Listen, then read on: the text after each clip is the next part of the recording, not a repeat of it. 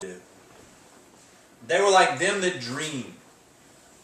Wrong one. Let's see. We're like them that dream. Then was our mouth filled with laughter and our tongue with singing. How many of you, that's you, your mouth is filled with laughter and your tongue with singing? We get at times hysterical. And just around our house, we'll cut up, we start laughing, we'll joke around, we'll laugh, we'll sing around the house. We sing to each other. You know, sometimes instead of talking to each other, and we don't sing that well. One of us did. Well, I sing better than she does. A lot. A lot better. A whole lot better. But I always go back, the Bible says make a joyful noise, so she's being scriptural. But in our house, we laugh a lot. Constantly. Constantly laughing. Constantly singing. Why? We're set free. When you're free to laugh. You're free to sing. You're free to enjoy life. How many of you want to live a life that your mouth is filled with laughter? It doesn't just spit a little laughter, but it's filled. Constantly. Filled. Happy with life. Happy the way things are going. How many of you are happy to be alive? See, we've gone through that. Always said I'm happy to be alive, but I'm happy that my wife is alive. That's a good thing to have. A living wife is a good thing to have. Makes sense, doesn't it? You're happy to be alive. Makes it a whole lot easier to laugh. And it's true, a living wife is better than a dead one. You know, when you coming through cancer, I understand that term. You know, I understand that statement now. It makes a whole lot of sense. And our mouths are filled with laughter and our tongue with singing. What's your tongue filled with? Complaining? Regrets? Fear? Whys? Questions? How long, oh God? How long is this going to go on? Why did I do this? What got me here? Why? What causes this? Blah, blah, blah, blah, blah. We get on the same thing. We get on the place that brings us right back into captivity. See, how many of us live there? I want you to look at your life this morning. What fills your mouth and what comes off that tongue of yours? Is it sharp? Nobody in here has a sharp tongue, do they? You got that adder's tongue, that stinging tongue, you know, the snake's tongue, comes out and sees if you're there and shoots at you. Nobody's going to admit to it, are they? Look around, Sam. Nobody's admitting to nothing. No. You don't even want to look at me. No. No. Not buying into nothing here. No. We have to look at ourselves and say, is there singing and laughter in my mouth? Then you've been set free. You've been set free from captivity. If there's not, you have to see, am I captive and what am I captive to? Am I captive to my flesh? Or has the Lord let me be put into some kind of captivity to deal with my flesh? To deal with this life? Why does He do that? To take you on. To take you on in your life. To take you on with God. To bless your life on the other side. I'll go back to Job. What did Job end up with? Double. Double and pretty kids. Double and more stuff. More things, more blessing, more understanding of what he went through. And more trust from God. If you want to come down to it. And so he said, where am I? Wrong one again. Then said they among the heathen, the Lord hath done great things for them. I'm sorry. Our tongue was singing. Then said they among the heathen, the Lord hath done great things for them. The Lord hath done great things for us. Everybody's saying the same thing. The Lord has done great things.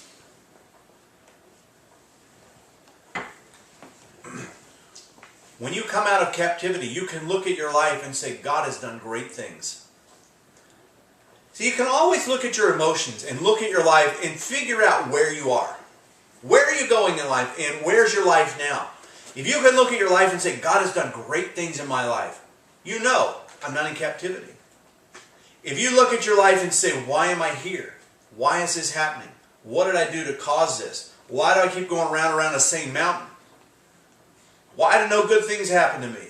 Why this? Why that? You can look at your emotions. You can look at what's coming out of your mouth. You can look at what's coming out of your life and determine, am I in captivity or not? If you can look and say, God's done great things in my life. I've got laughter. I've got singing. I'm happy. I'm not in captivity. I'm dreaming. Anything is possible. Everything is possible. Then you know you're not a captive. If you don't have that, you have to look and say, maybe I'm captive. Now I have to determine, what am I captive to? Let's see. This is only 6 verses, so we're not going to be here long. The Lord hath done great things for us, wherefore we are glad. It all goes back to your emotions.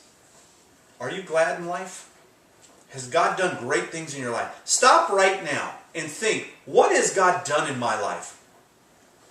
What are some of the great things God has done in my life? Where would you be if the Lord wasn't in your life? Where would your life be? I'd be dead. You'd be dead. Mm-hmm. Yeah, I know that. Talking to my wife again.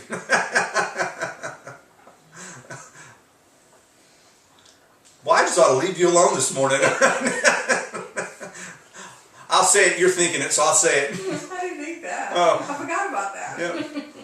Well, it was coming. Crazy, it was coming, huh? I was thinking crazy. Yeah. See, where would you be? You'd be on the farm. You'd be on the farm. You guys, well, you may not even be. You know, because would you guys have gotten together? You met in church. No, you'd be 2 different worlds. Your kids wouldn't even be here. What would you be doing now? You'd be a farmer. Probably. Or you'd gotten fed up and been working in a factory. Lisa, no telling where you'd be. You know, see, we have to look and say, where would I be without God in my life? He's done great things for me and in me. Therefore, I'm glad. If you ever get depressed, start looking back at your life and saying, look what He's done in my life. What do I have to be depressed about? Yeah, but you don't understand.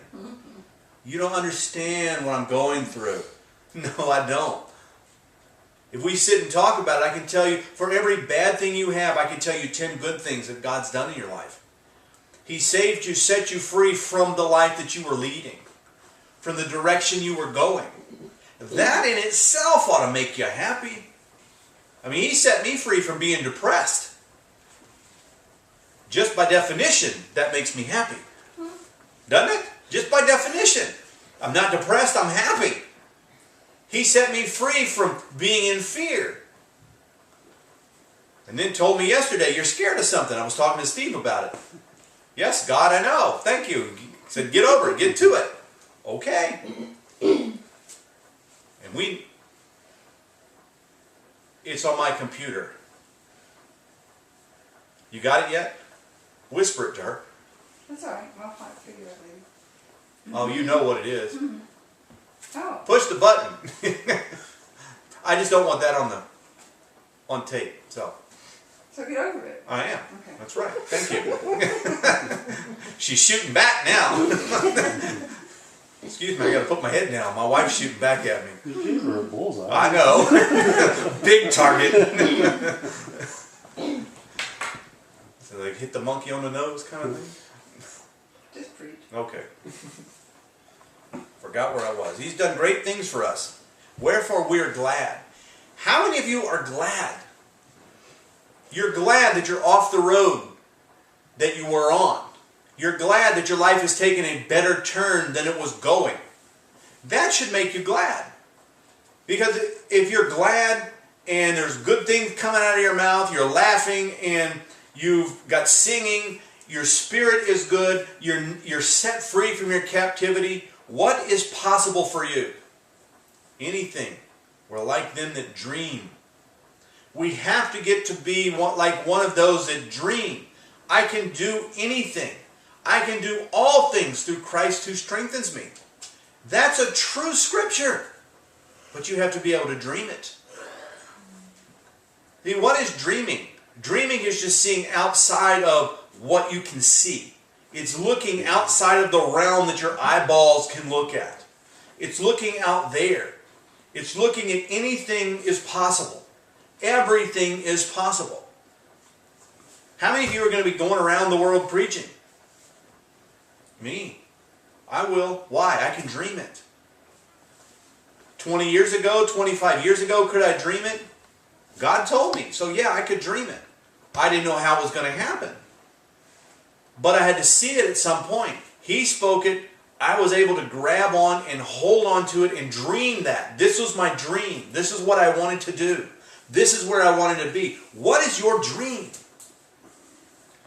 What has God given you that you want to be a dream? Now, it has to be within the confines of the Bible. So let me qualify that a little bit. You know, there has to be good and holy attached to it. You know, think on these things, whatever is good, holy, praiseworthy, of good report.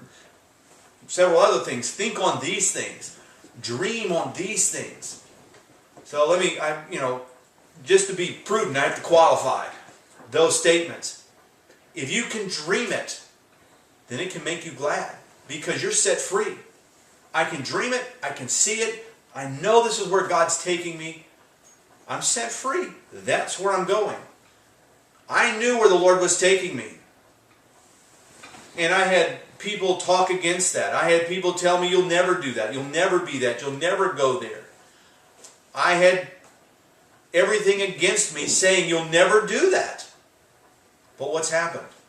I've never let go of it. I was able to dream it, and God is moving me down that road. It makes me glad.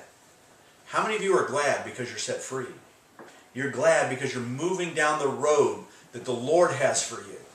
You're moving down the road in marriage. You're moving down the road in your relationships with other people. You're moving down the road in your business, in your job. You're moving down the road in your growth in life. You're making some headway. Well, I'm not going leaps and bounds, but are you going? You're not where you were. So are you moving forward? That should make you glad. How many of you are glad in here? One. I failed. One. Let's go on. Turn again our captivity, O Lord, as the streams in the south. See, the captivity here, or the streams in the south, he's saying, turn again, bring us back from captivity as the streams in the south. The streams in the south here the south was kind of mountainous. So when it rained, all the water came together and gushed. I'm trying to think of the right word. Gushed or flooded or, really watered everything with force. It wasn't like a desert. It wasn't like the flat ground. Torrents. Torrents, thank you.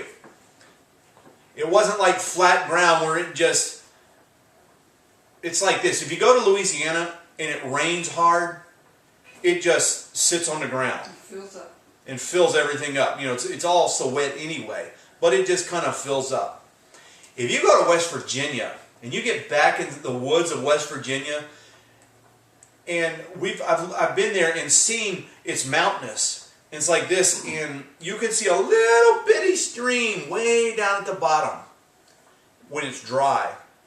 But if you look 60, 70, 80 feet up, 150 feet up, you can see a trash line and a leaf line way, way up here. And you start thinking, how did all that stuff get up here from that little trickle? When the water rushes down, it fills up really, really fast. How long does it take God to turn your captivity and put the water of life into you when it starts to rain on your life, when the Spirit of God starts to rain on your life? It fills in like mountains and picks up force and comes up extremely fast. He said, turn again our captivity, O God. And what? As the streams in the south. Cause the water to run fast. Pick up speed in this thing. Take me through this quickly.